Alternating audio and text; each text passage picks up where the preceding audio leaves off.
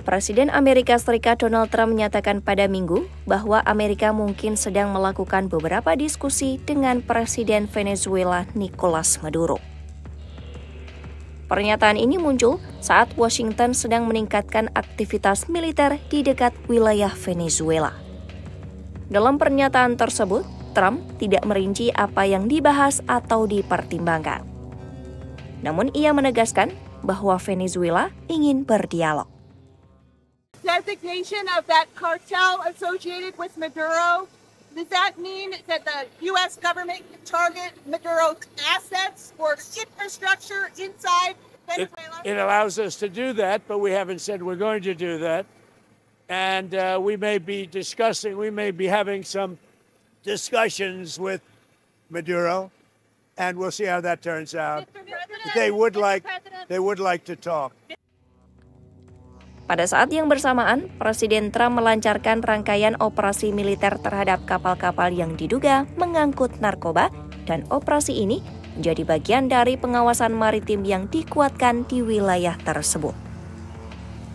Di antara aset militer yang dikerahkan, kapal induk USS Gerald R. Ford menjadi simbol terkuat dari langkah yang diambil Amerika Serikat. Kapal induk tercanggih hadir bersama kapal perang lainnya, sesuai pernyataan resmi dari Angkatan Laut.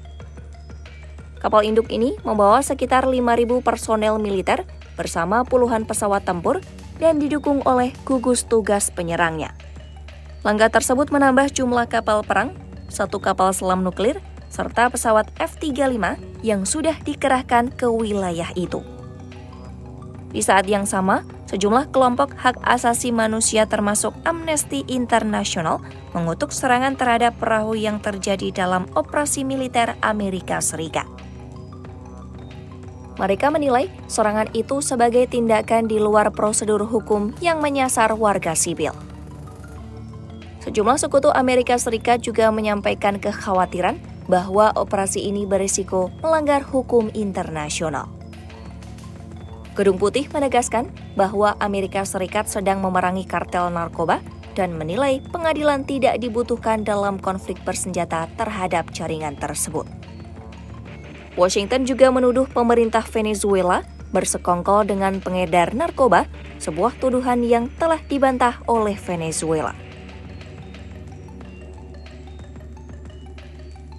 Sementara itu, Venezuela mengatakan mereka sedang mempersiapkan pertahanan apabila Amerika Serikat melakukan serangan langsung.